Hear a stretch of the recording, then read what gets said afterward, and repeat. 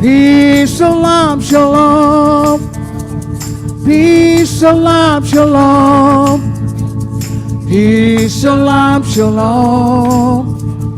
Peace, shalom, shalom. Everybody sing. Peace, shalom, shalom. Let there be peace. Peace, shalom, oh, shalom. let there be peace. Peace, shalom, shalom. Let there be peace. Peace, shalom, shalom. Let there be peace. Peace, shalom, shalom. Let there be peace. Peace, shalom, shalom. Let there be peace. Peace, shalom, shalom. Let there be peace. Peace, shalom, shalom. In every nation. Peace, shalom, shalom. Everywhere let there be peace. Peace, shalom, oh, shalom. let there be peace. Peace, shalom, shalom. Let there be peace. Peace, shalom, shalom. Over in Baghdad. Peace, shalom, shalom. Over in Ukraine. Peace, shalom, shalom. Over in Canada. Peace, shalom, shalom. Over in Mexico. Peace, shalom, shalom. In Jamaica. Peace, shalom, shalom. Over in Zimbabwe.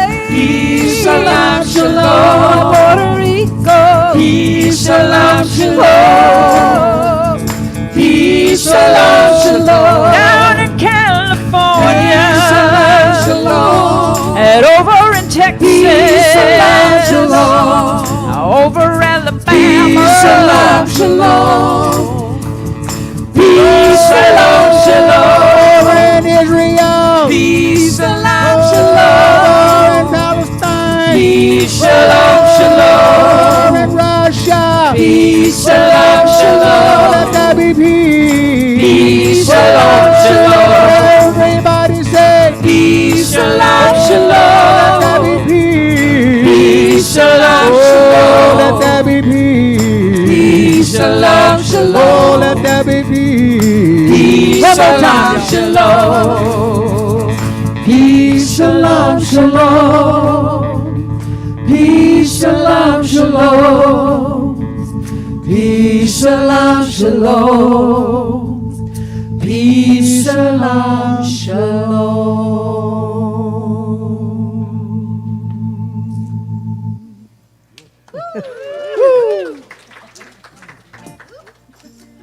All right. You ready? Yeah. All right. Here we go. 1, 2, 3, 4.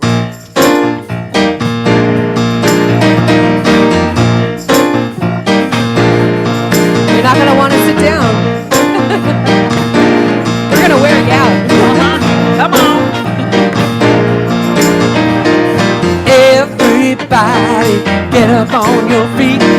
See the light in everybody you meet. Everybody get up on your feet. See the light in everybody you meet.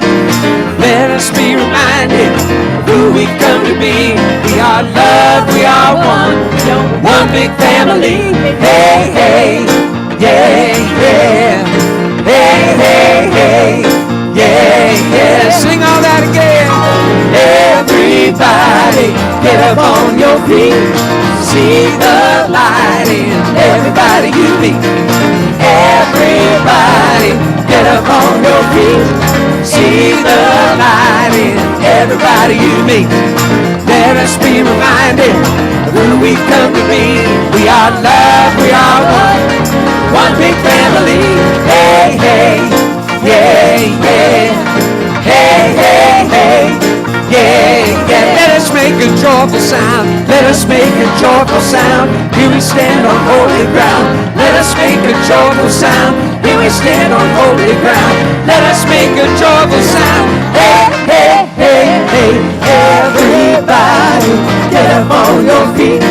See the light in everybody you meet. Everybody get up on your feet. See the light in everybody you meet. Let us be reminded who we come to be. We are loved, we are one big family. Hey, hey, yeah, yeah. Hey, hey, hey, yeah, yeah. Play it for us, Virgil.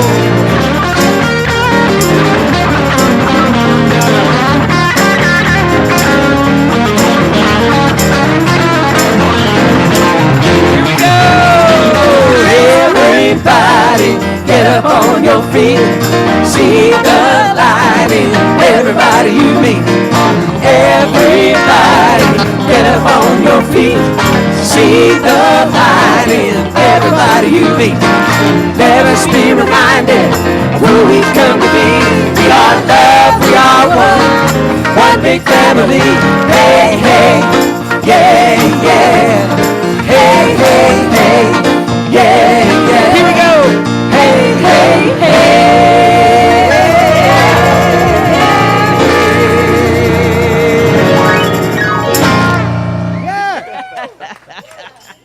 Yeah.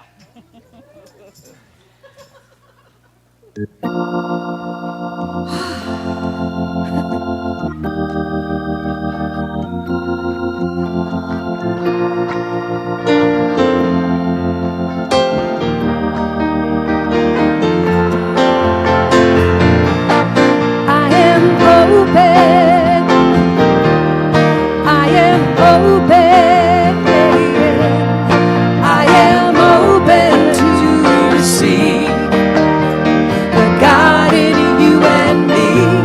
I am open. I am open. I am open to receive the God in you and me. You are open. You are open. You are open. You are open to receive the God in you and me. You are open. You are open. You are open to receive the God in you and me. Oh, we are open. We are open. We are open. We are open to receive the God in you and me. We are open. We are open. We are open to receive the God in you and me. Oh, the God in you and me.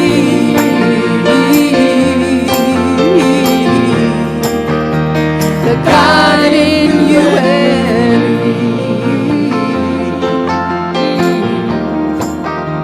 The God in you and me.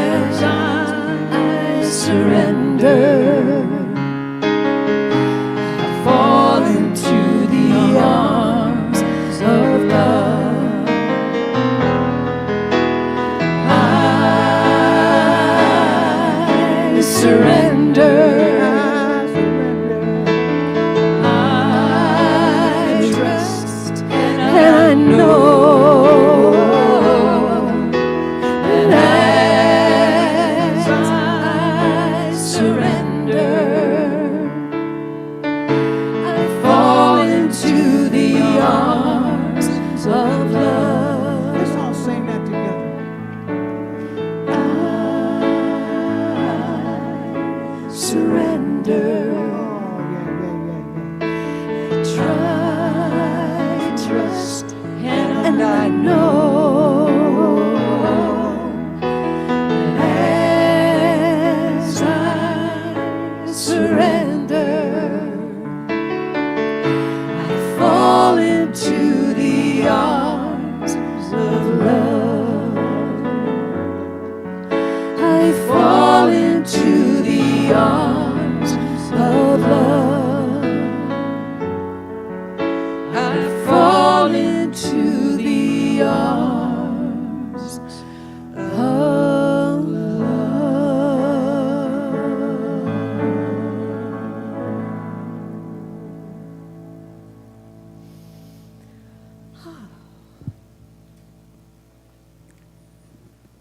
Wow. Welcome to what is essentially the final part of this conference. Tomorrow is Sunday morning, and it's a big fancy Sunday morning, but this is the conference closure tonight. And I would like to invite Reverend Bonnie Anderson up to do an opening treatment for us for this beautiful session that these exquisite musicians have set us up for.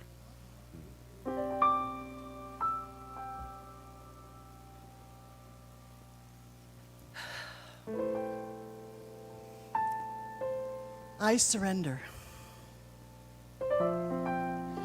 We surrender. We release and let go. We release any ideas that we are separate from our good. Release any ideas that we have to be different than our true nature in order to be good enough, to be accepted. I surrender all that is unlike the perfection that I am. Because we are one with the infinite power of the universe that always has our back. We are supported, we are enfolded and wrapped in the arms of love. And we have become family over this weekend. This constellation of beings which will never be repeated. We are all called here to be more of who we are, to support each other in this and to know the truth that we are mighty moving powers of God, that we are unstoppable. So we breathe into this knowing. We claim our power. We claim our authenticity. We know that the talks that we're receiving this evening will be exactly what we need to hear, added onto all the beautiful words that have been spoken and the songs that have been sung. So we surrender to this truth. We accept the glory of this moment. We are open and receptive to hear the truth and to embody it in our lives and to live it like never before. So we celebrate this sacred moment. We celebrate this sacred gathering. And we surrender to the truth. And I am incredibly grateful for each person here in the chairs, for each person on the stage and at the podium, for everyone involved, everyone that has been called here together to this family to be who we want to be. I release this now. I release it, and I know that we plant these seeds in the fertile soil of mind, and they are already germinating and coming forth. And please join me in saying, and so it is.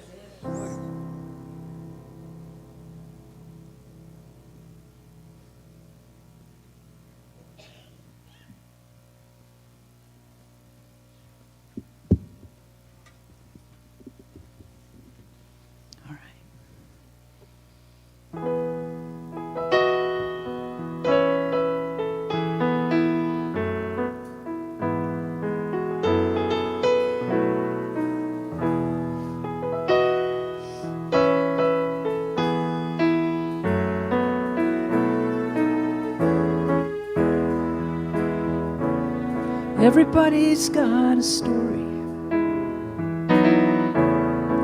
Lord knows I've got mine. All our pain and all our glory,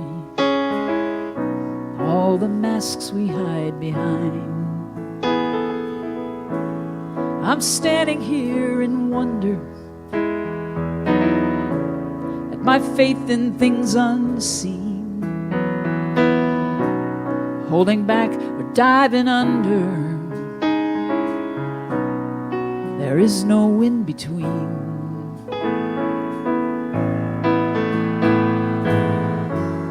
Everything's a lesson, everyone's a mirror, no matter where I am.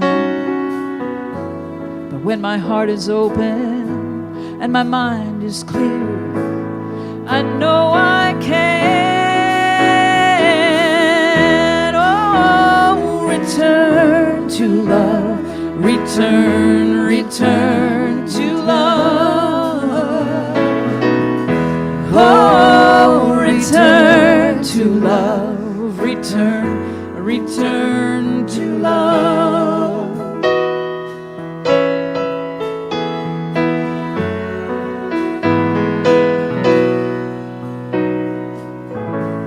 I'm deconstructing my defenses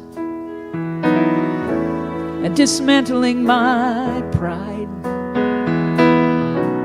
making peace and mending fences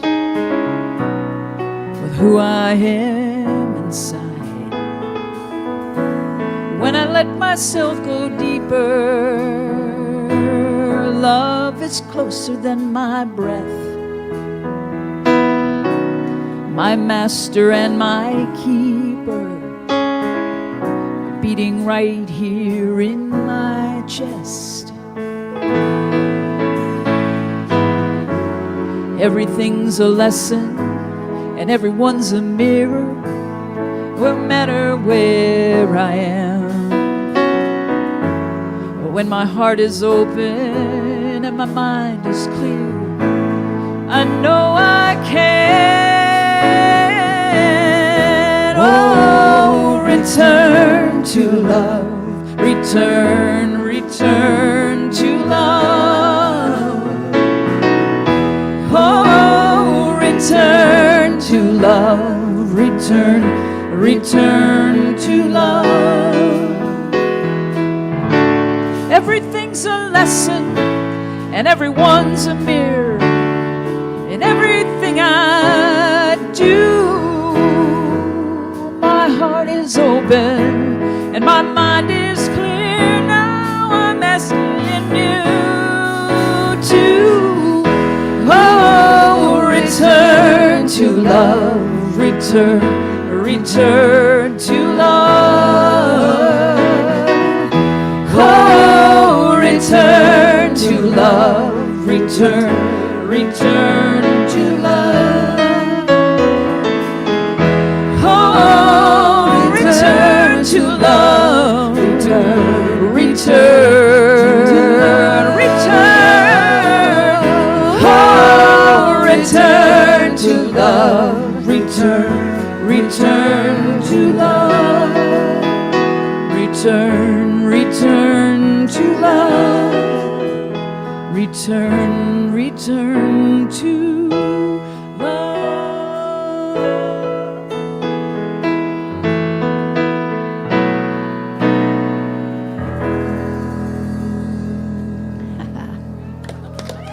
Thank you. Thank you. Thank you. Thank you.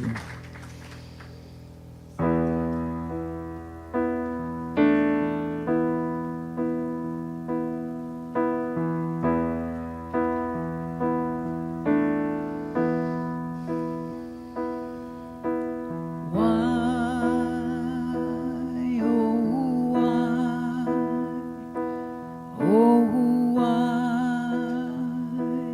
open wide.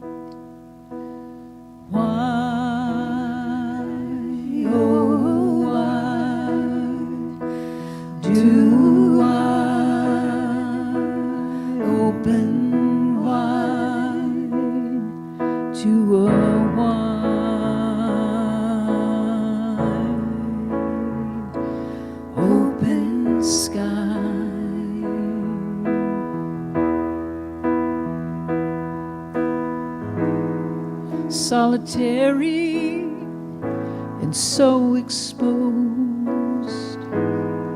Ask the wind if it knows why. Oh, why do I open wide to a wide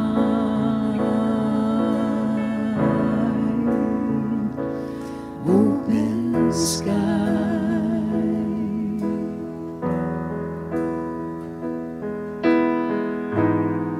Only darkness and only stars, only seeing with my heart, only sun and only blue, seeing clearly what I must do.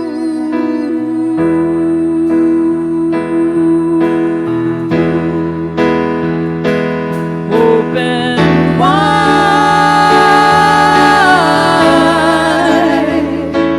open wide,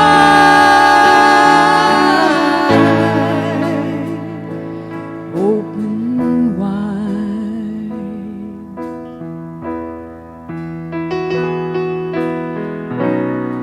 I could burn up in the sun, but there's no fear inside of me.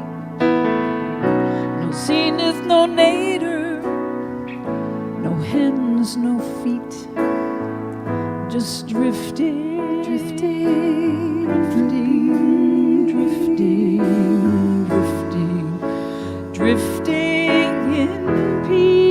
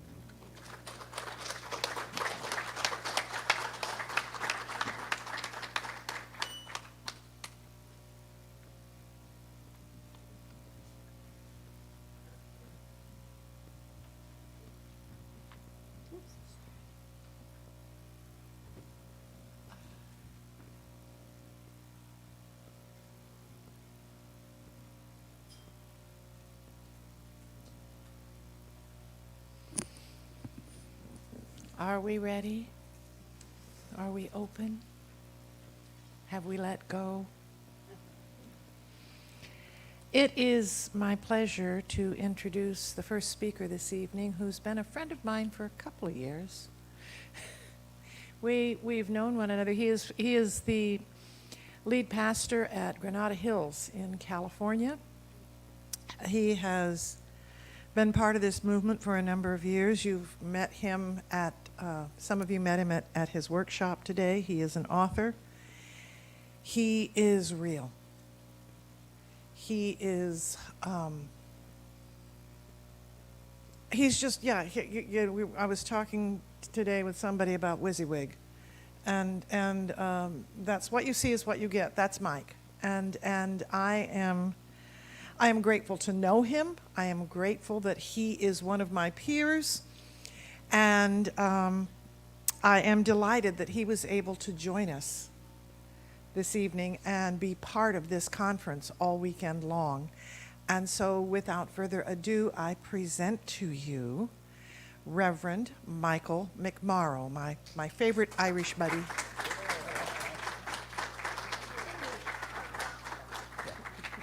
however that worked. All right.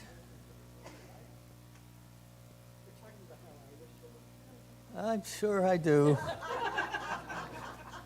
So there's a story behind these colors that has nothing to do with being Irish. And that is that I have a connection with the Northwest that goes back a few years. My son was born in Port Townsend in Washington State. He's a graduate of WSU. Don't hold that against him. Because he went to graduate school here at University of Oregon. So, you know, it costs $33,000 to get a master's degree now. I hope it was worth it. So, I was, the other thing I want to say is how great it is to see Reverend Andy and Reverend Bonnie. And along with Reverend Linda. So you were people that I was watching when I was just a guy at Asilomar. And you came from this place called Roseburg. Now what you don't know is that I was in the construction business for 33 years before becoming a spiritual director. And having been exposed to you guys, I'd get a load of 2x4 and they would be stamped with Roseburg, right? From the mill. And so every time I picked up a 2x4, I thought of you guys, right? So, you know, it's funny how we can bless the world, right? I think we often think it has to be in these big ways, right? But really, it's about remembrance, right? It's about remembrance. And I'm also kind of aware of, there's this Zen story that I read somewhere about a student who goes to the abbot and to have tea, and they were going to talk about, his progress. And so the abbot is pouring the tea, and it's overflowing, and he keeps pouring the tea, he keeps pouring the tea, keeps pouring the tea. And the student finally says something. And he goes, well, this teacup is much like yourself, right? I can't pour anything into it if it's already full, right? So the idea is emptying. We want to empty ourselves so that we can receive something new, right? But I'm very much aware that your cup is probably runneth over by now. And so I just wanted to share with you just some of my own thoughts, my own experience, because I have traded in the blue collar for, a ministerial collar, if you will. And it was a path that I didn't set out to do. In fact, I come out of the RSI branch, as I know Eugene was from that lineage also. And in those days, the home pastor could train ministers. And so my teacher was Dr. Maureen Hoyt, if you guys know her.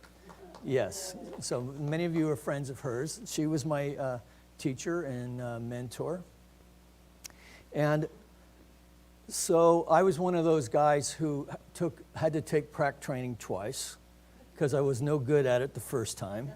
Because I came out of a tradition, I came out of Catholicism, right? Only Protestants do that spontaneous prayer thing, right? Right? We try to memorize them, right? So they can become nice and dry and ineffective. But so she says to me, she being Maureen says to me, I'm starting a ministerial class and I think you should be in it. I'm like, what the hell am I going to do with a ministerial license, right? And she says, well, they're going to make it a bachelor's degree because I was going to go over to Northridge and finish up my degree, right? But they made it so hard. I mean, I have an English citizenship. I have a green card, right? Well, part of my story is I was thirsty a lot in my 20s and 30s. Yeah, and so I got drunk one night and lost my green card. All right, so that should be no big deal, right? So I've been paying all these state taxes and to the workman's comp and paying insurance, all this stuff for the state of California, right? And they want me to pay out-of-state tuition because I can't present my green card. So I said, you know, forget this. That's what I said.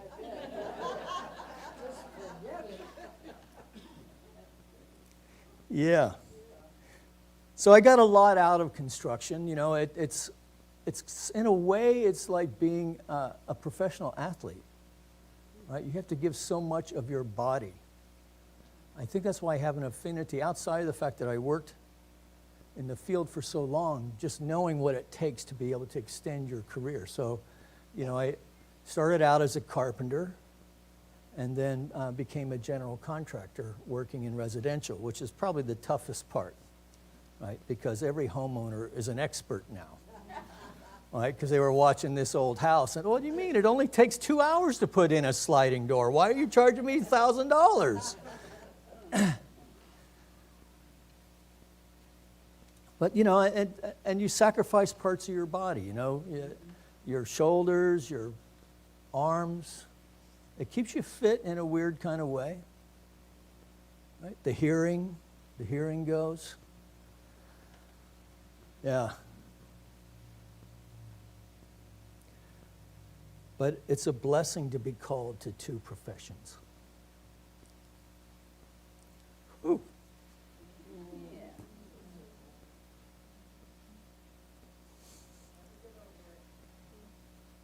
Wow.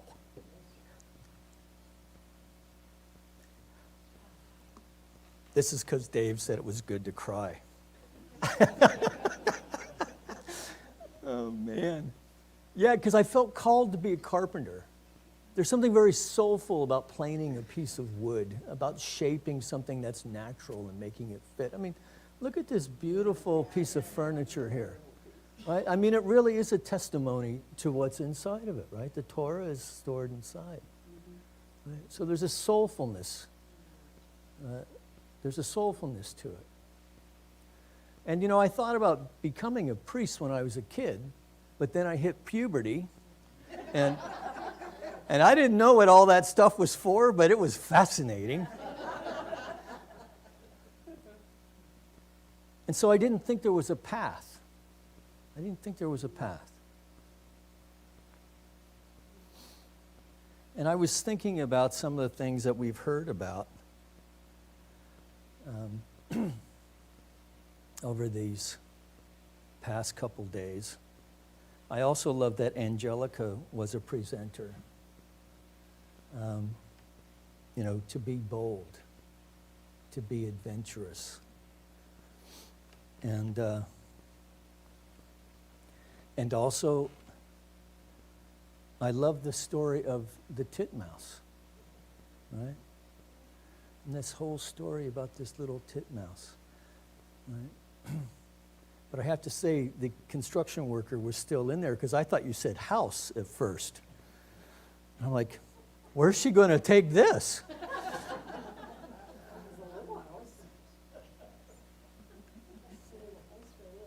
Yeah. Gosh, I thought the back row would get that one by now. All right. I wasn't sure if you were starting a strip club or what, but all right. Not me, I'm a minister. So I too have been considering this thing, you know, who have I come here to be? Who have we come here to be? It's been so strange these last few years. I mean, in our ministry, it's been strange. Alice and I came up together, right? We were from the same graduating class, right? So as soon as we became ministers, it was the 2008, 2009, right? The banking crisis, right? And then we kind of pulled out of that one. And then, you know, I don't even know what to call the last several years, right? But it's been kind of crazy. And to watch the unfolding and to know that part of it part of it is men behaving badly. Right? When I look out there, what I see is the things that we used to think and keep to ourselves are now somehow okay to say. Right? Now, I understand the reasoning behind it because to be a male in America is kind of a weird gig, right? Like we play games like football, right? Football is a very violent game, right? And I played it. I love the game, but I got to tell you, I got my ass kicked playing that game. And you learn how to play hurt, and you don't want to be a wuss, and you start defining your manhood in these ways that are really just bullying behavior, right? So when you get up to the upper levels, like in, over here locally, at that level, it's big guys against big guys, right? But in high school, it's little pukes like me, right? Who are stuck out on the corner, who's supposed to, oh my God, here he comes, right? And so you have to put your shields up. You have to be tough. You have to strike first, right? And anger becomes a weapon and also a shield. And so when I look out there, that's what I see. I see a lot of, and now people, not just men now, thinking it's okay to say and be whatever the hell they want. Well, what are we supposed to do about that? Right? What are we supposed to do about that? Because this is what I know, or this is the way I see the world. Let me put it that way, okay? We've been around for like 13.8 billion years, right? And as human beings, we've been this little sliver of time. Let's give ourselves, let's say 400,000 years compared to 13.8, right? And then the Enlightenment period has only been a couple of hundred years. That doesn't even qualify as like a second. So is it any wonder that we're confused and don't know what the hell is up right now? Right? But this is why it's so important for us to know who we've come here to be. It's more important now than ever. Right? So, the Big Bang happens, right? So, apparently all the universe squeezed down to the size of a thimble and then explodes, and then atoms coalescing, breaking down, recoalescing over 13.8 billion years until finally we show up. Right? Life shows up, and then life evolves, and it does its thing. And not only that, but not only do we think, but we can think about thinking. But we come out of faith systems that are very dogmatic, and they want to tell us, because really I think what we're craving for is a sense of certainty in an uncertain world. Right? There's so much uncertainty in the world right now. It feels like, in Southern California, it feels like I've been living on the face of the sun for the last 10 summers. Right? And no matter how much water we suck down there from you guys, it's still not enough. And not to mention all the other stuff. And now we're getting ready for part 2, apparently. Right? Yeah. I'm not looking forward to that. But again, what have I come here to be? Because this is what I know. Life is consciousness. Life is consciousness. So this miracle of the Big Bang doing its thing, so that consciousness can emerge. So I'm not really interested in whether, God spoke its word and then created all of it, or we were the logical expression of these natural processes by which we become conscious, we think, and we can think about thinking, and then we discover that there is this infinite power and presence available to us that's behind all of it. Now, this gives me a tremendous sense of hope. And it also gives me a tremendous sense of recommitment to our vocation. And I'm telling you, every one of you has a vocation in this deal, man. The world needs to know what we're doing here. We're teaching universal truths, the truths of the cosmic Christ, if you will. Right? The cosmic Christ that is bringing back the mystery, bringing back, and it's the quantum physicists who are bringing us here, right? Yeah, secular physicists, sounding like mystics, right?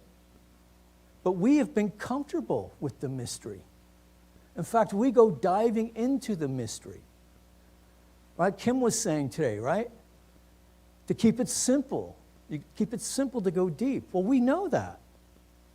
Right? Because we know through years of teaching religious science and having it be a very head-centered teaching, which, by the way, is why I liked it.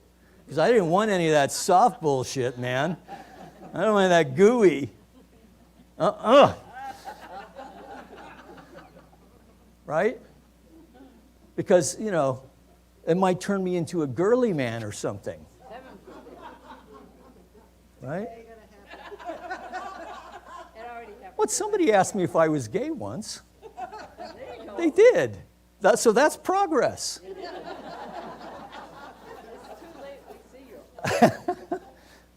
Right? But see, here's what happens. You come into religious science and you start looking at the way that you think about things, right?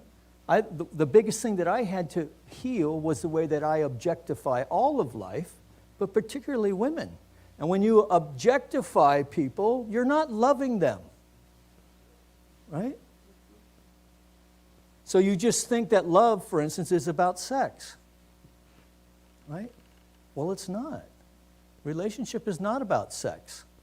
I mean, think about, for those of us who are in long-term relationships, how much time do we actually spend having sex? Right? Even in the beginning when we're going at it like bunnies, it's over like in 30 minutes, right? And that's a good session. I'm just saying. Right? But within that is the creative impulse of life itself. The receptive feminine principle, the assertive masculine principle. These are the things that we're playing around with here. And making it okay to talk about titmouses. Am I over on time? 7 minutes. Oh, well then let me tell you what I really think.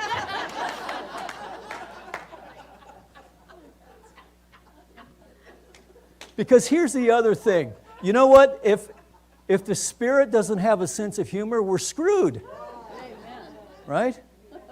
And we wouldn't have a sense of humor unless the Spirit had humor. It's a natural expression of God itself. Right? We know this here. Right? Imagine those folks who are still held in bondage in a dogmatic situation where they think they're going to hell because of who they love. Right? Or all the I was taught some crazy shit as a Catholic kid. I'll tell you that right now. Right? And I was an altar boy and I did all that. And I went in and you know, confessed my favorite sin yet one more time. And the priest, and it's supposed to be like, you know, sacred. Mike, isn't it time you stop doing that? Oh, sure, Father, I would if I could, but I can't.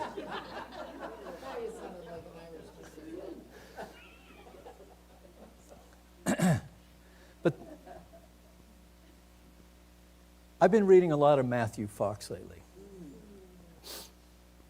And if I had discovered him, I don't know that I would have become a religious scientist, frankly. And what he speaks to The world is, at its most primal level, a unified whole. A unified whole. So people are yearning for a sense of meaning to life. You know, David talked last night about the Campbell quote, right? They're not really searching for meaning, they're looking for an experience of life. But they don't know that yet. They are yearning. Because all of the conventions that have worked up until now are falling apart. We thought we were going to change the world in '68. That's what we thought. And now look at what, I mean, it's way worse. Right? Who have we come here to be? Right? It's time to stand in our truth. And do what we need to do in consciousness first. Right? It's the little things, like raising and praising 2 ministers in Roseburg when you pick up a 2x4, right? Or being kind to someone, right? Finding ways to work within your belief system to change the outer world in real ways, which means that we're going to have to be bold and adventurous, right? Which really is going to, I got to tell you, you guys got a hell of a thing going on here. And Eugene, it's about being bold and getting our peeps back, right?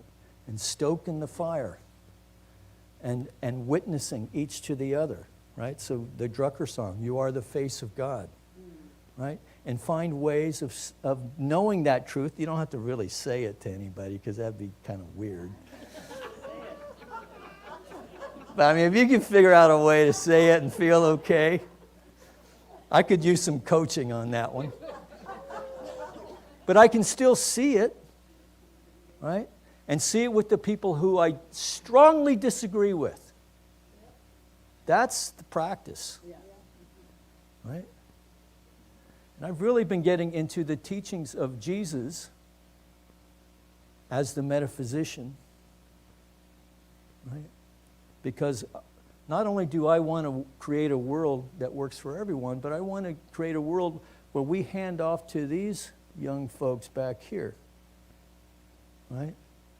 That they say, "Thank you, I got it from here," right? So who have we come here to be, right? So I just gave you my crazy way of looking at the world.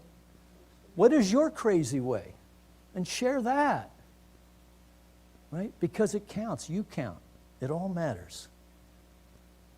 Because this is what we know, that there is but one power, one presence, one source, one life of the divine that's both impressing and expressing itself as all of life, as all that you are, as all that I am, and everyone else too. And so that we call into demonstration the free expression in bold and adventurous ways that the living spirit, the creative impulse of life itself, can make itself known in the ways that are seen and unseen, right? To raise that and to let it be, right? And then check in with each other. Check in with each other and see how we're doing. Thank you so much for having me up here. I love being up here. I love Linda. Thank you all. Have a good rest of the night.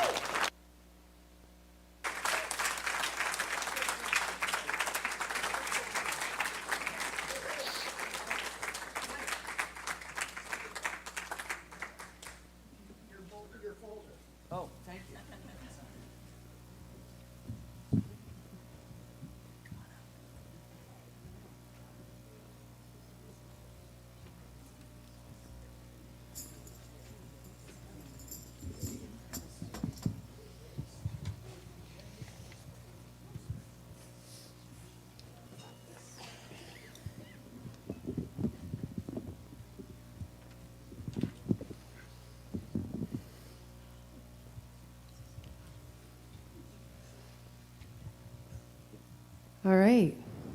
we ready?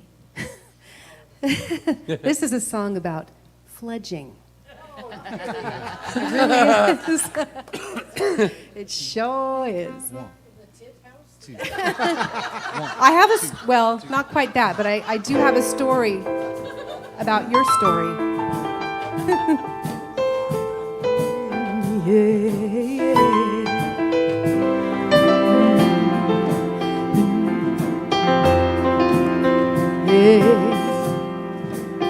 Here we go.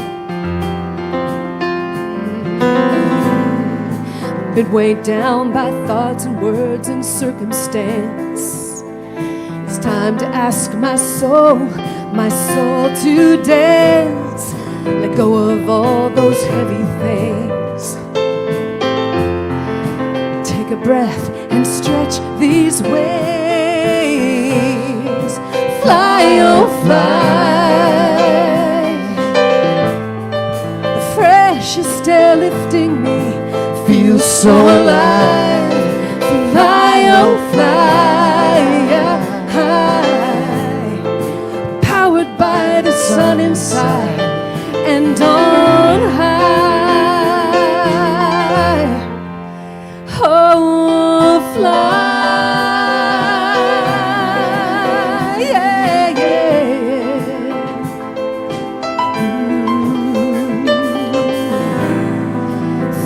They fall right into place. No more pushing, no more chase. Be free, my spirit, do your thing. I'll step aside and let you sing. Fly, oh fly, oh fly, oh fly. The freshest air lifting me feels so alive. Fly, oh fly, oh fly, powered by the sun inside and on high. Oh, fly, yeah, yeah, yeah. Oh, when I doubt, when I'm afraid, I'll have to trust the path is made. Listen every day to hear that call. Oh, rise above my mind's walls.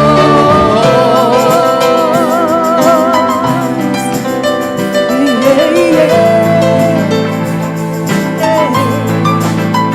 Ooh,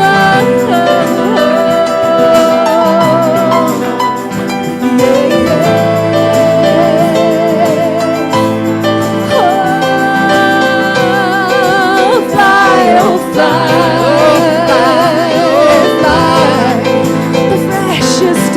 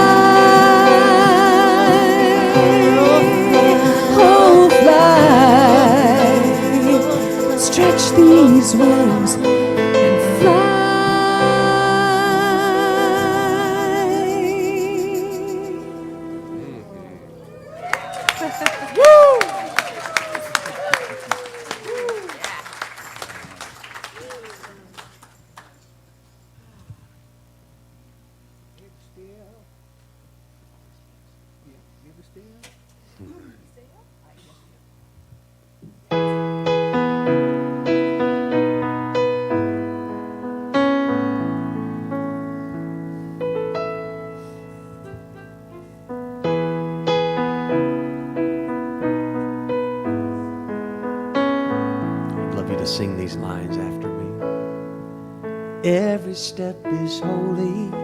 Every step is holy. Every breath is life. Every breath is life. Every moment precious. Every moment precious. When held up to the light. When held up to the light. Every heart connected. Every heart connected. Each the face of God. Each the face of God. Grace has shown me. Grace has shown me.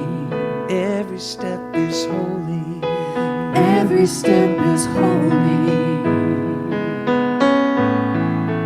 Let's sing it again. Beautiful. Every step is holy. Every step is holy. Every breath is life. Every breath is life. Every moment precious. Every moment precious. When held up to the light. When held up to the light. Every heart connected. Every heart connected. Each the face of God. Each the face of God. Grace has shown me. Grace has shown me. Every step is holy. Every step is holy.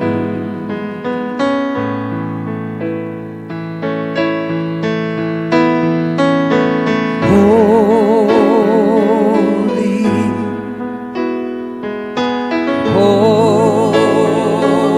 holy. Everyone, every breath, every step is holy. Every step is holy. Every step is holy. Every breath is life. Every breath is life. Every moment precious. Every moment precious. When held up to the light.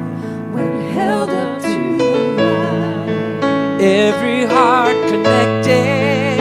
Every heart connected. Each the face of God. Each the face of God. Grace has shown me. Grace has shown me. Every step is holy. Every step is holy.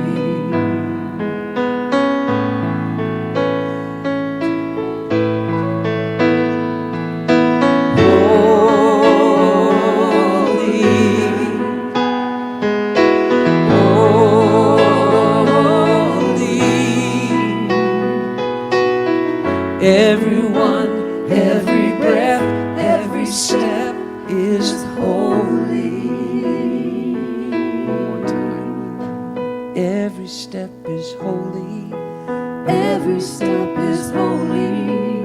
Every breath is life. Every breath is life. Every moment precious.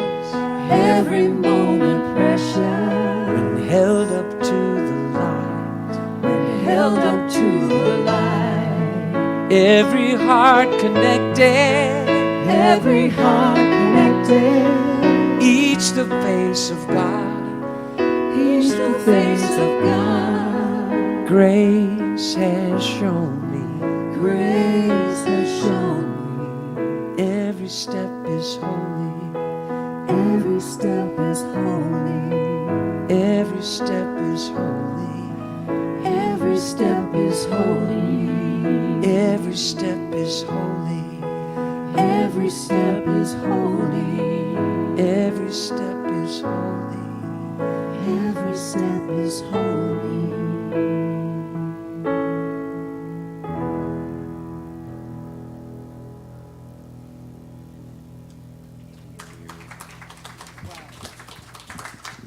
All right, here we go.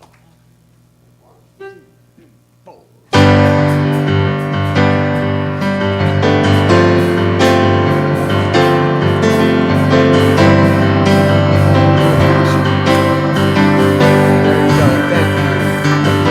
Thank you.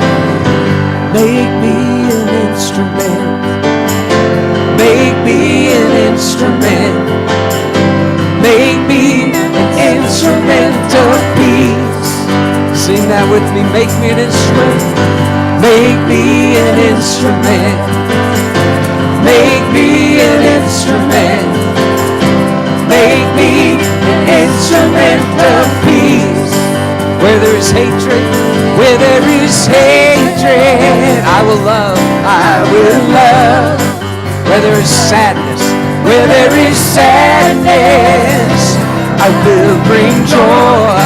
Where there is darkness, where there is darkness, I will shine, I will shine. I am an instrument of peace. Make me an instrument of peace. Make me an instrument of peace. That's all there is to it. Sing it again. Make me an instrument. Make me an instrument. Make me an instrument of peace. That's what we've come here for. Make me an instrument. Make me an instrument. Make me an instrument of peace. Where there is hatred, where there is hatred, I will love. Where there is sadness, where there is sadness, I will bring joy. Where there is darkness, where there is darkness, I will shine. I am an instrument. I am an instrument of peace. Make me an instrument of peace. Make me an instrument of peace. All right, Virgil, play it for us.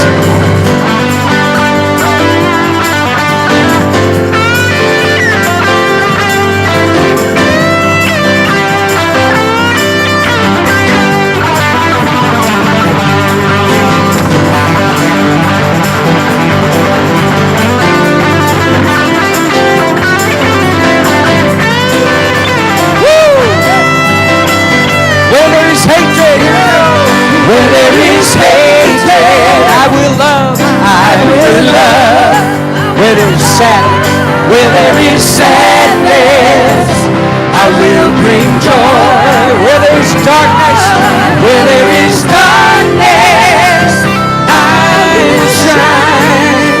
Claim it, say I am an instrument of peace. Make it your prayer, make me an instrument. Make me an instrument of peace. All right, one more time. Make me an instrument. Make me an instrument. Make me an instrument of peace. Lift it up. Make me an instrument. Make me an instrument.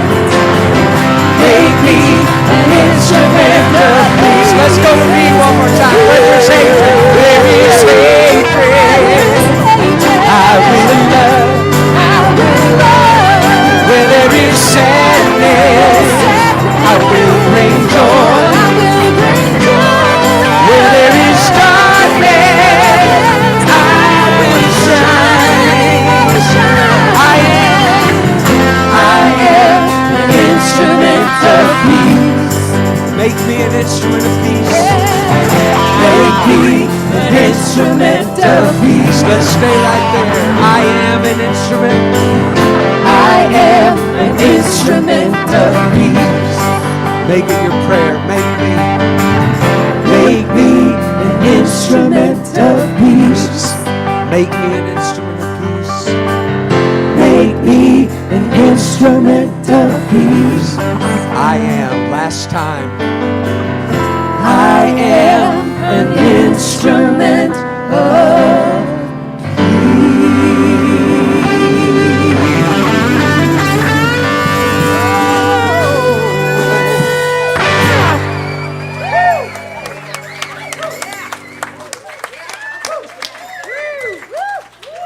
Hallelujah.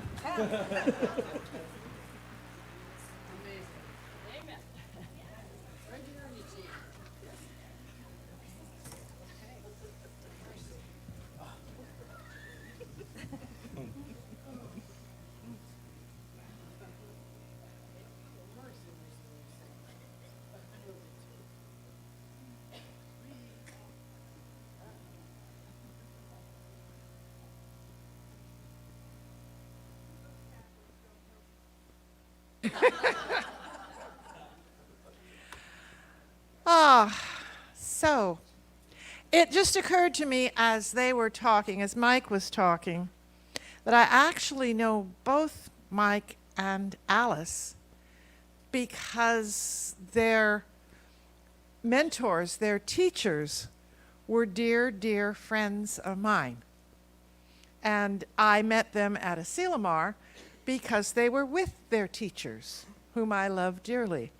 And I mentioned last night that my first year here, at the end of my first year here in 2007, we brought the beloved Jeffrey Proctor here to do a regional practitioner retreat. We had Jill Brocklehurst from up in British Columbia and people from Reading. I mean, it was packed with all the people who came to see Jeffrey and Christy Snow working together, and it was an amazing, amazing time.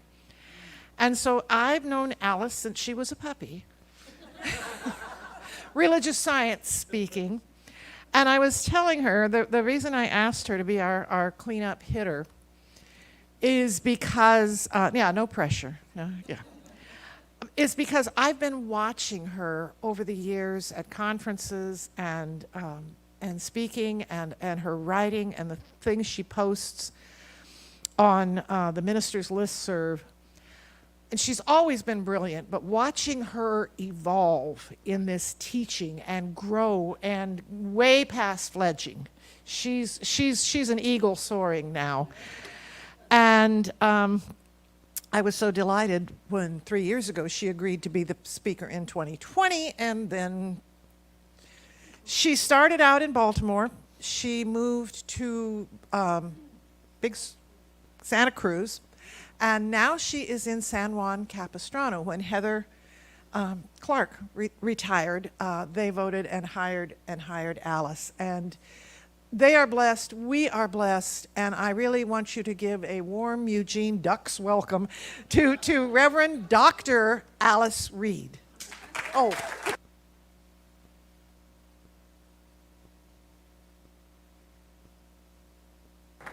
I'm calling her. Only in Linda's mind am I a doctor. And so it is. Oh, my, it is such a pleasure to be with you here tonight, to be at this Northwest Conference that I've heard about for so many years. And when I was in Baltimore, it was a long way to come for a conference. And so I'm so happy to be on the West Coast with you folks. And it's a little bit easier, although I'm in Southern California now. I'm in the furthest county before you get to San Diego. So I'm really south in Southern California. And of course, I have to follow all those amazing speakers and the amazing musicians and the music. Let's just give them another hand. Like, I only have to talk for 20 or 25 minutes. You guys are on all weekend. So thank you so much for setting me up with that beautiful song, too. That peace prayer is one of my favorites and has been for many years. And I saw it on the agenda, and I was expecting this, slow. And we were on our feet, so thank you for that. And of course, I have to follow Mr. McMorrow here, actually Reverend, he really is a doctor, Reverend Dr. Mike McMorrow. And at least he didn't speak Russian, right? He did cry, but he didn't speak Russian, so I'm so. That's right. And it's been an amazing weekend for me. I've really enjoyed listening to the thread of wisdom that has been woven through this entire weekend with the workshops, with the music, with the talks. We heard Dr. Barbara talked about, I have a new word in my vocabulary, and it's who we came to be here-ness. Did you hear her say that? Our who we came to be here-ness. That is what she talked about, and she talked about fledging and flying, and then we heard Reverend David what an intriguing idea. We've come here with this great idea about asking that question of who we've come here to be. And he suggests we turn it around, right? And we ask, who is that the divine wants us to be? Who does the divine want to be as us? What a great question to ask. There's this very famous quote by Ernest Holmes. You know it. As soon as I start it, you'll know it. And it's often misquoted. It's, there is a power for good in the universe greater than you, and you can use it. And that's what Reverend David was talking about. Oftentimes we hear that middle piece left out, that there's a power good in the universe and you can use it. We hear that, but it's greater than us. And so as we ask this question about who have we come here to be, it really does beg us to ask the question about who does the divine want to be as us. I love that little turnaround. It really sparked my imagination. It made me think. And then Reverend Angelica this morning, it's a great video, worked wonderful with the cat. And I whispered in Dr. Mike's ear, I said, as the cat was coming across her desk, I said, there's Reverend Angelica. She's our St. Francis of religious science. If you know Reverend Angelica, she is always, she's adopting animals, she's fostering animals. She was my minister for a while, right after Jeffrey passed. And I have great affection for her, so it was a treat to see her. And then Kim talked to us about what I will call, she called it shamanic presence that we get in touch with, but for me it's that mystical presence.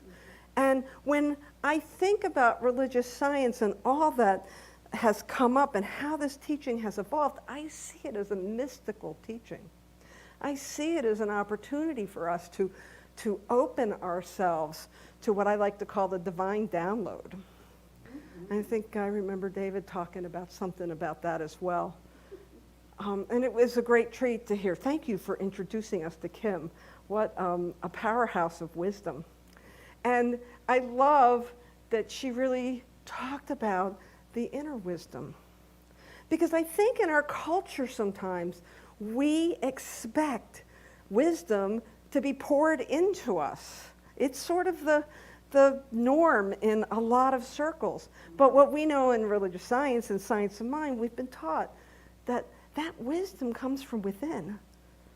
It doesn't stop us, right, from looking out there and wanting someone to give us something, to give us some piece of wisdom that we don't think we have. But invariably, at least in these circles, what I find is that you always help me reveal it, right? It isn't that somebody's giving me wisdom. You're helping me to reveal it. You're helping me to reveal something that already exists within me.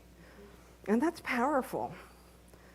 And I really appreciate Mike, Reverend Dr. Mike, talking about, no, I like the part about sex, but that wasn't the part I was going to mention. No, I liked the inquiry about who we have come to be in a more collective sense, right? Because in my opinion, our teaching is still in its infancy. We're only 100 years old plus, like 100 and a smidge. That's us. And we still have a lot of expansion and a lot of evolution to do. And in these first 100 years, we've done a really good job of helping people to do that healing that can only come from within and is truly sustainable. We do an amazing job of that with our classes, with our with Spiritual Mind Treatment, which I have decided I need to rename for the millennials as Neuropathway Regeneration. Spiritual Mind Treatment just sounds like something my granny would do. So and that technique that Ernest Holmes so beautifully synthesized through all the wisdom of the ages that he brought forward in this particular philosophy really does give us this opportunity to shift something in ourselves so that it can then be demonstrated by us. And so when we ask this question of who have I come here to be, well, you silly, that's who you've come here to be. You've come here to be exactly as you are. I love the idea that the only way that God can experience itself in a billion unique ways is through each one of us. And that if I don't get out of the way somehow, if I don't move my, as the saying goes, my bloated nothingness out of the way, well, it's only when I do that I have this glorious experience of expression that I happen to know that each one of you have experienced. You experience it when you're in that zone. You experience when you lose track of time, when you're doing something that you're really passionate about, when you're doing something, or you're with somebody, right, in a deep conversation, and you both look at your watch like, oh my God, how long have we been talking to each other? That's when the divine has made its presence known, and we have allowed it to express as us.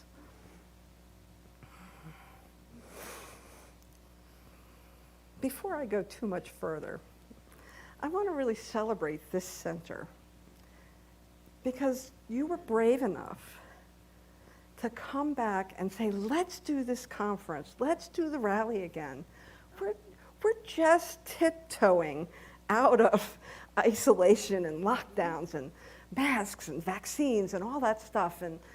And while this conference may not look exactly like it used to, that's because we're still changing. We're still in that process of metamorphosis that is coming through us as we move through the pandemic and the experiences that we've had. That, I don't know about you, but I sort of look at the last couple of years and I think to myself, wow, I'm going to remember that. Like this was unprecedented in my life. How about you? Anybody have experienced a pandemic before?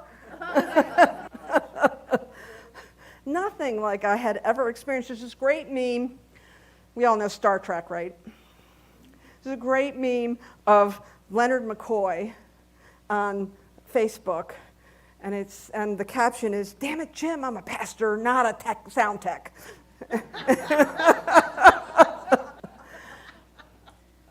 And the pandemic was life-changing for many of us.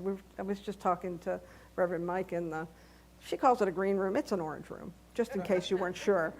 But we were sitting in the back room, and we lost a lot of people. A lot of people didn't make it through. A lot of people transitioned.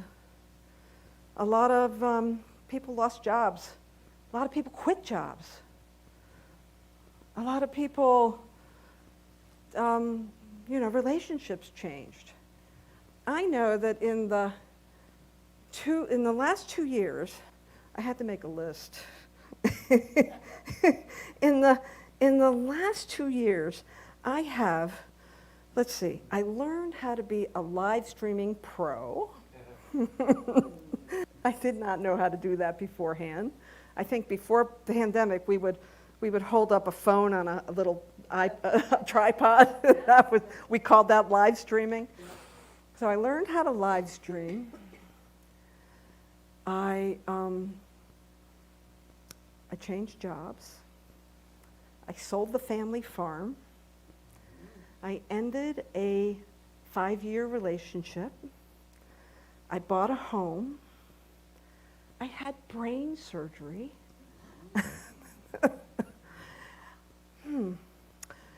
And I tried online dating for the first time. I'm not sure how I feel about that right now. And when we talk to our friends and our family, when we look at how life has changed over the last couple of years, I'm not really sure where I'm going to land. I don't know about you. It's still kind of like, I'm still kind of putting my foot in the water and testing things. And and trying things out. But what I know is that we didn't go through this for nothing, right? we didn't. There's nothing wasted ever in God's creation. There is nothing that is ever wasted. It may kind of suck for a while, right? You may not like it for a while. But with the exception of a few warm bodies in the room, most of us have had enough experiences that we get to the other side of the sucky part, right? And there's usually some lesson, some learning, something that we've learned more about ourselves that brings us closer and closer and closer to the divine. And what I want to say is, who you've come here to be is divine. It's sacred and it's holy. And it's a mishmash of what you call spirituality and the material world and everything in between. That, you know, I have a dear, dear friend of mine, Jeffrey's former husband, Don Gilson, and he taught me this. And he said, it's either all God or it's not. It's either all God or it's not. And it's really easy to forget that.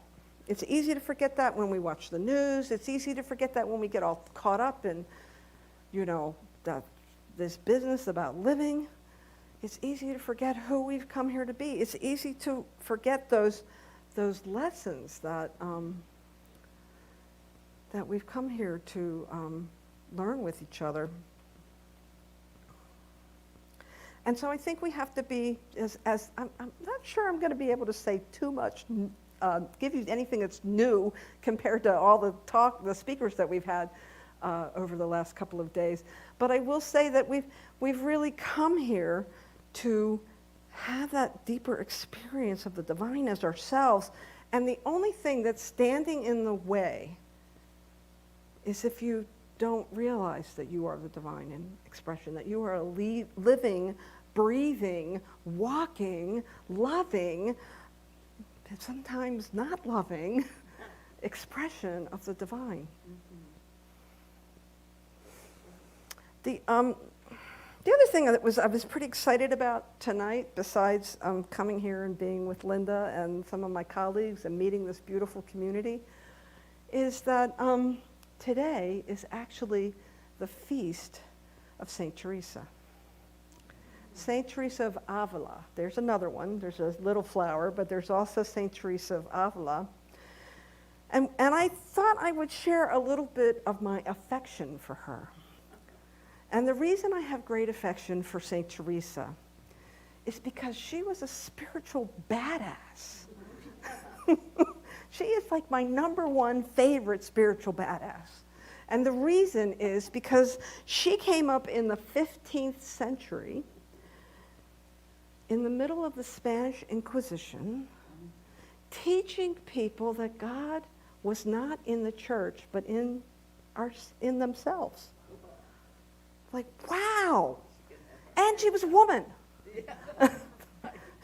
She came to the convent as a young woman. She was beautiful. They say she was a little vain. She was charming. She loved to entertain the visitors when they could come on Visitors' Day in the convent. She came up through the convent, not really sure of her place in it, but crafting a place for herself as a businesswoman who was building monasteries and convents and getting kings and emperors and popes to spend money to build her Carmelite order. And all the while teaching the nuns that God lived within them, that the only place they would really find that true love of the divine was in themselves. Wow. Okay. Spiritual badass, do you agree? I don't think there's any other term. And I really related to her because I came to this teaching, wait for it, some of you know this already, as an accountant. I spent almost 40 years in the tax and accounting business. Yes, I started at 5, yes. And I came to that vocation because I was in a lot of trouble. By the time I was 15 years old, I was in a juvenile detention center. I was the second half of that term I was using for Teresa. I wasn't quite spiritual yet. And I was really lost. Was really lost, and I was told that if I was going to get my, if I was going to stop sleeping in a cinder block room with a toilet and a sink, and I wanted to go back out to my life, that I had better figure out what I was going to do. So I had a very brief stint as a cosmetologist. I tried being a waitress, and then I found bookkeeping. And by the time I was 18, I had my first job as a bookkeeper. And there was something really settling about bookkeeping. Debits always equaled credits. There was no kind of it wasn't all mixed up and mashed. There were rules, and they were always the same. Yeah. And so I got this safety from it. And I got this security from it. And I got a little sense of power from it. Because other people didn't really understand the worlds of debits and credits. And boy, I could really impress people with my understanding of debits and credits. And so I had a career as an accountant. And it wasn't until a couple of years ago that I took one of those personality tests, that talks about your skills and things like that. And they measured your strengths in 4 areas: big picture, conceptual, relationships, and analytical and structure skills. And I only had skills in analyticals and structure because I had a pulse. I scored so low that they had to give me some points in those areas. But that I was all about big picture and relationship. And it was after taking that test that I remember it came to me, that inner knowing, oh, I spent 35 years in the wrong career making it right.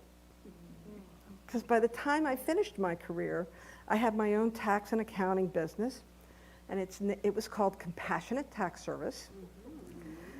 And one of the greatest joys that I had was when somebody would come in with their knees knocking, scared to death about what was going to happen with their tax return.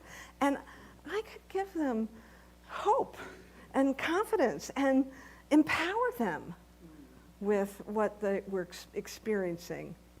Now, I never went much for the math. I've had, spreadsheets, calculators, they do the math for you. But it was the logic and the relationships that really gave me that sense of safety.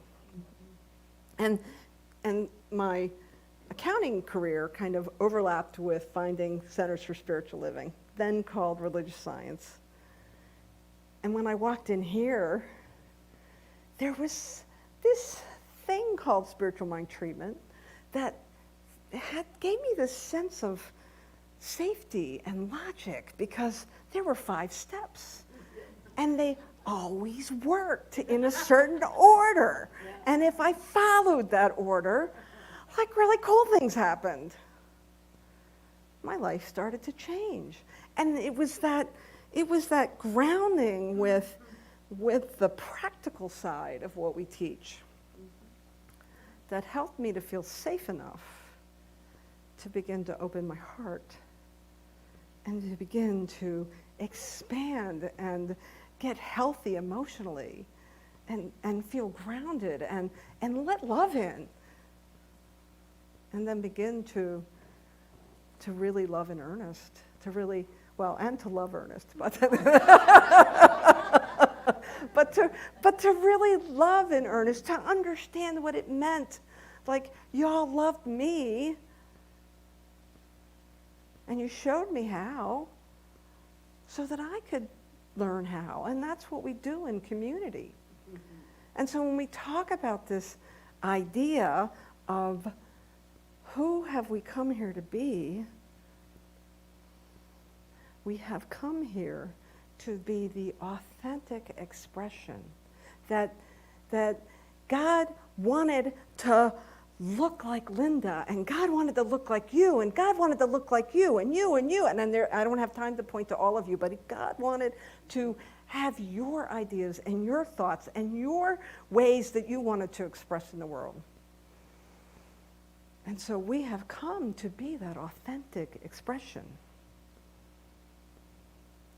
And I have come to really understand that it is at the heart of authenticity that I feel whole and safe, that I have a deep trust for life, that if I could tell you a lot of story, I have story, people, about how I came up. I experienced things in my first 13 years of life that no young woman should have experienced. And yet, my life is amazing. And I feel healthy, and I have productive relationships, and life works somehow. And it's because of this philosophy that has reminded me over and over again that who I've come here to be is love in expression. I'm so grateful to have been invited to come here and talk to you this evening. I'm so grateful to be able to look at this meaty topic of who we've come here to be. And I know for you, I know for each one of you, that as you walk out of this weekend, that you will continue to stretch, and you will continue to move forward, and you will continue to let love pull you forward. And when life pushes you, you'll know that love is there pulling you and pulling for you in community, in this philosophy. Thank you so much.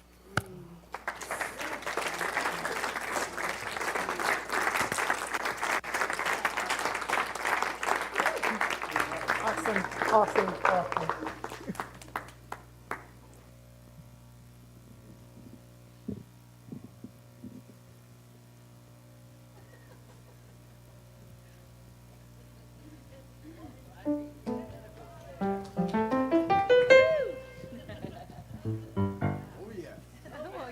We got another one.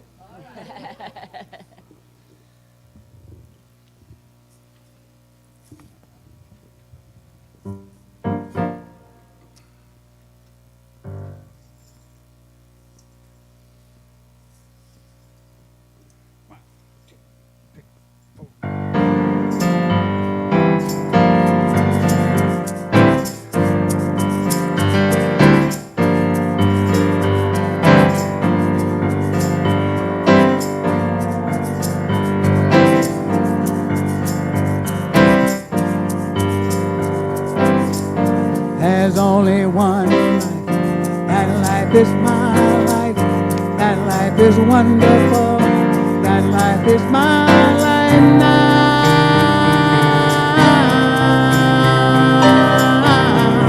Oh, my life now, yeah.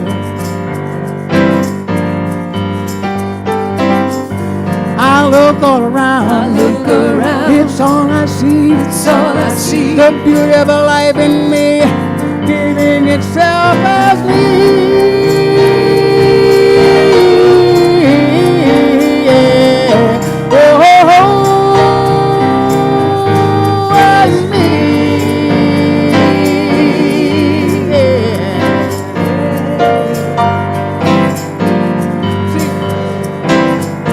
The wind of change is blowing, it keeps on growing, growing. The wind of change is blowing, there's nothing holding back of me.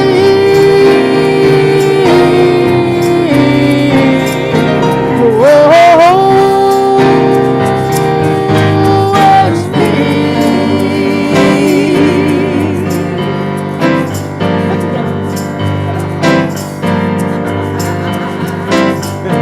The wind of change is blowing, the river of life is flowing.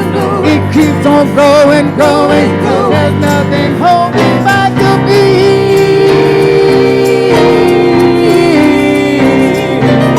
Oh, Wesley. Come on, birds.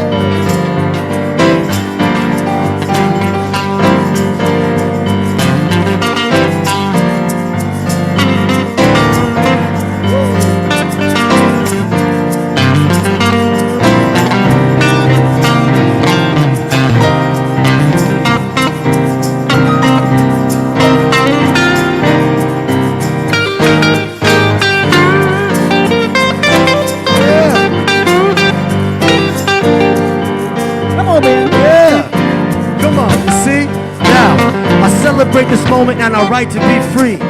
We have arrived. It's easy to see that the life within you is the same within me. And what I give to you is reflected, received. So let's make a decision to be the strength to carry love for everything that we see. Let reactionism go and live spiritually. See, spirit is alive when it's living as me. Come on, clap your hands, everybody. Yeah.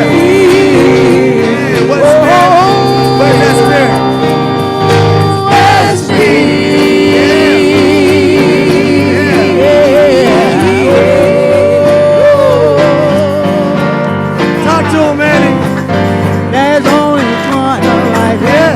Life is my life. That life is a wonderful.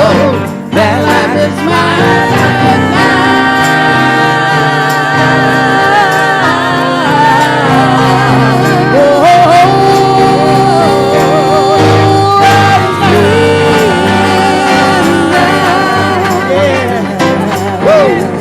That's the truth.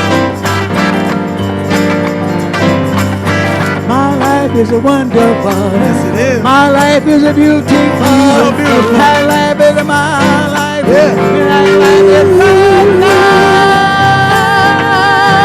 All I am. Yeah. Yeah. Oh. Da da da da da da da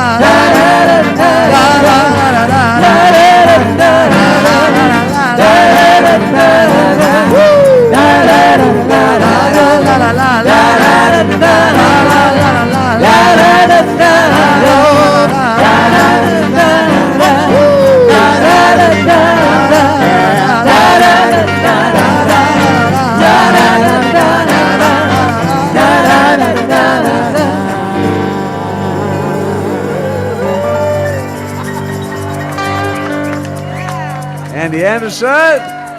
Andy Anderson. Album coming soon. Oh, yeah. Let's wait for Ben to get back to his instrumentation.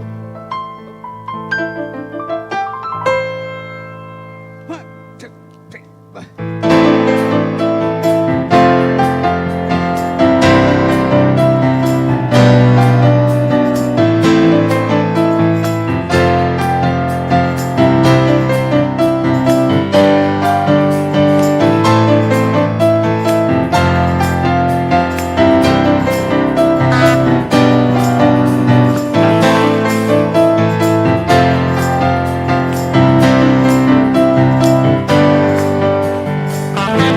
Sometimes I lose my way, and even in the darkest day, there's a light always shining bright, leading me into the light.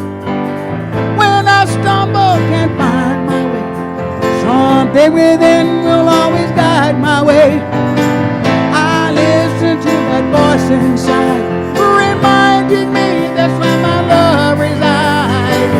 Every day is a perfect day to surrender and let it lead the way.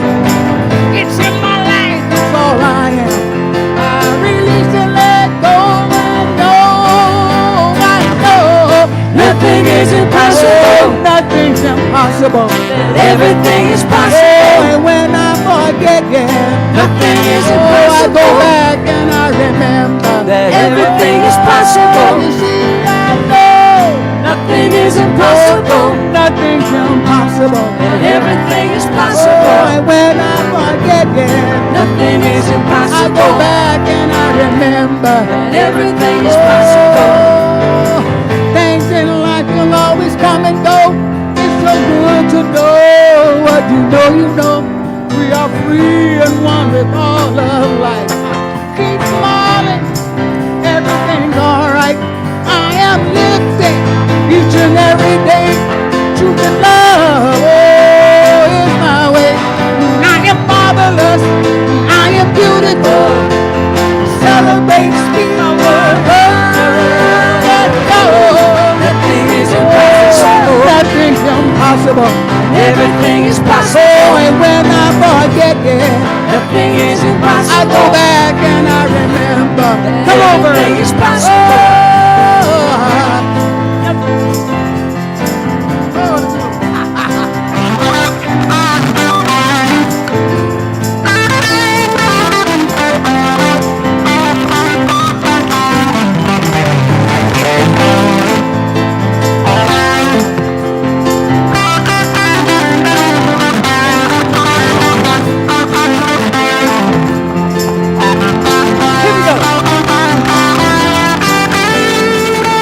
Nothing's impossible. With spirit, with love, everything is possible. In my neighborhood, everywhere I go, I'm one with the universe. So let it flow. Look all around me. It's all I see. Oh, the gifts already given to me. It's up to me to know and believe. Speak my word, tell you I'm free. Nothing is impossible. Nothing's impossible. That everything is possible. And when I forget, yeah, Nothing is I go impossible. back and I remember. Everything is possible. I am wonderful. Nothing is I impossible. am wonderful. Everything is possible. And when I forget, yeah, Nothing is I go impossible. back and I remember. Everything is possible. Possible. Everything is possible. Nothing is impossible. Everything is possible. Nothing is impossible. Everything is possible. Nothing is impossible. And everything is possible. Everything is possible. Nothing. Nothing. Nothing. Oh, nothing, nothing, nothing. Nothing. Nothing. Nothing. Even when I get amnesia, I remember that everything is possible.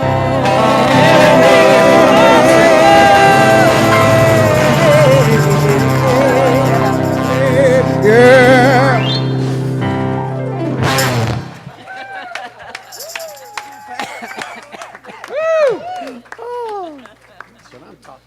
That's what I'm talking about. I'm not sure. Oh, I had a presider sheet that was here, and I wonder if it disappeared. But it will help the presider tomorrow morning. So, and I can always print another one. Don't worry. Don't worry, Lori. We can print another one. I think probably somebody else took it. Yeah, it wasn't you. Yeah, it was Mike. It was Mike McMorrow. He did it. Okay, we have come to the end of the 11th Pacific Northwest New Thought Conference Rally. Really good time weekend. There is service tomorrow, and it's going to be an extended service. We do a 90-minute service because the entire band is going to be here, and they're going to play their hearts out for us. So we'll be meeting from 10:30 until noon, and there will be our regular meditation at 10 a.m. So So they'll be all practiced up and ready for the meditation to start. And John and Kathy and the crew will, no, Kathy won't be, but John and Liz and other people will be handling it upstairs. And Dwayne will be here. And I just wanted to share with you, I got a Facebook notice today. You know how Facebook shares you memories? It was 16 years ago today. It was the third Sunday in October, and I was the third candidate to speak here. Wow. And the following week, they hired me.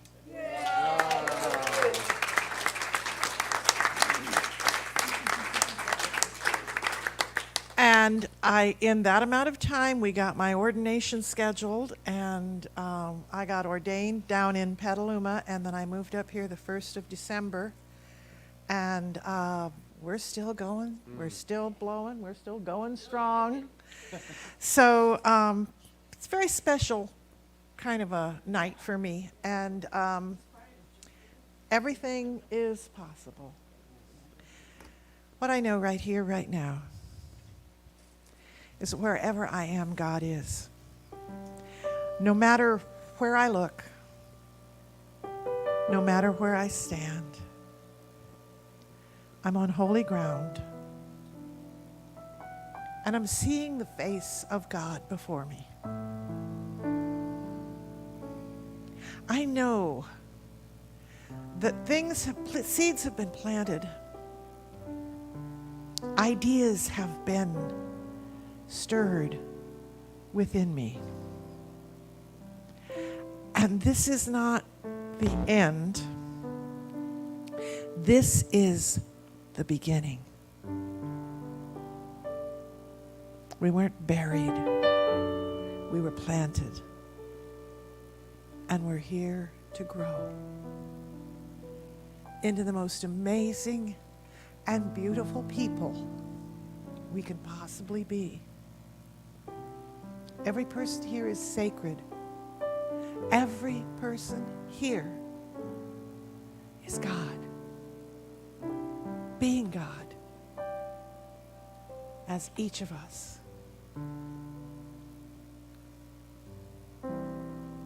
I know that the ripple in the pond that this conference has created is a tsunami of faith that goes out to every person we know, to everyone we're connected with.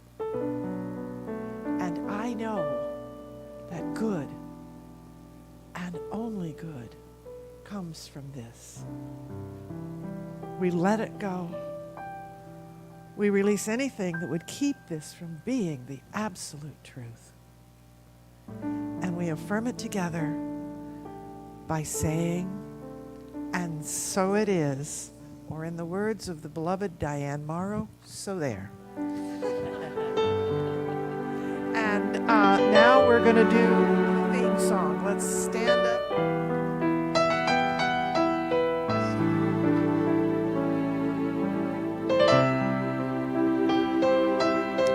I was going to invite you to hold hands, and you're already taking charge.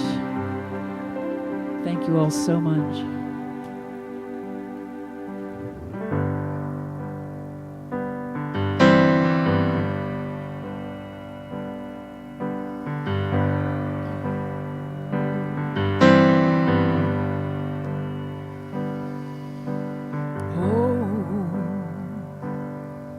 When we open our hearts and cast our love across the seas,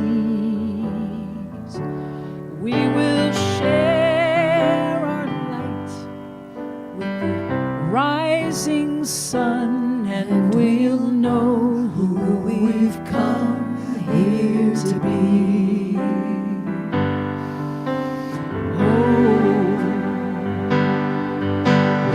Open our eyes and recognize the possibilities. We will share our minds, and when day is done,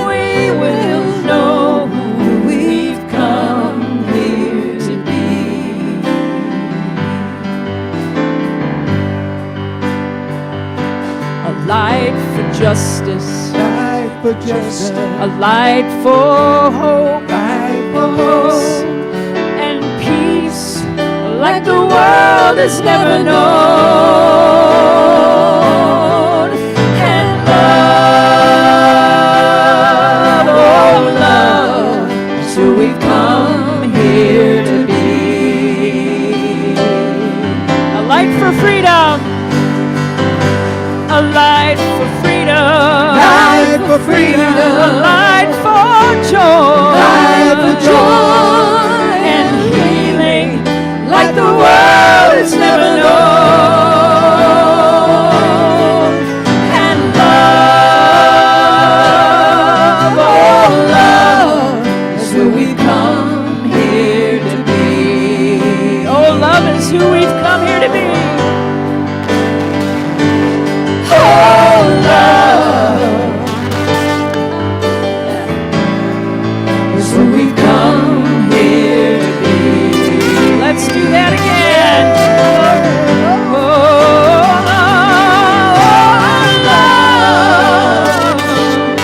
Oh, love is who we've come here to be. One more time. Thank you all so much for coming this far.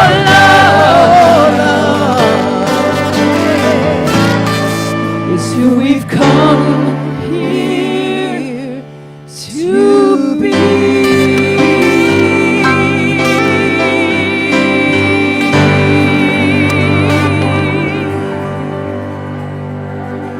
Yes.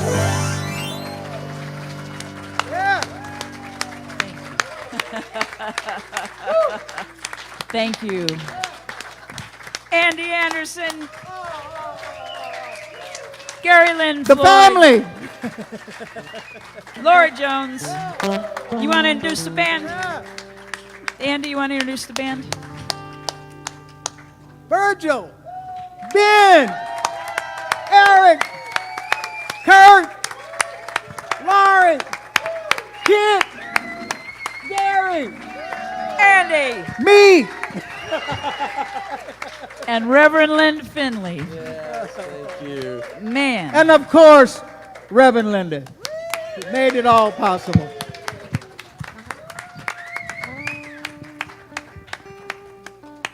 Thank you all.